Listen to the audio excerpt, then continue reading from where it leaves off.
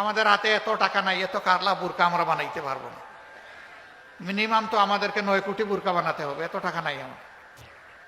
ইনশাআল্লাহ কোরআনের ভিত্তিতে যে দেশ হবে, সেই দেশে মা বোনেরা ইজ্জতের সাথে থাকে। আমরা ঘোষণা দিয়েছি, মাদেরকে দেখবো আমাদের মা হিসাবে, বোনদেরকে দেখবো আমাদের সহদরা বোন হিসাবে, আর যারা আমাদের চাইতে ছোট, আমাদের মেয়েদের সমান, তাদেরকে দেখবো আমাদের ঔরসজাত মেয়ের মর্যাদায় ইনশাআল্লাহ।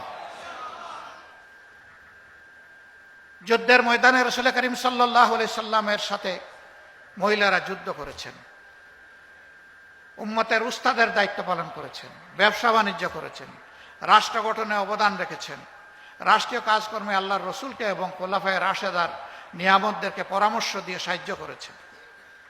আমাদের রাষ্ট্রেও ইনশাআল্লাহ যে রাষ্ট্র কোরআনের রাষ্ট্র হবে, সেই রাষ্ট্রে মহিলারা এই মর্যাদায় ভোগ করবেন ইনশাআল্লাহ।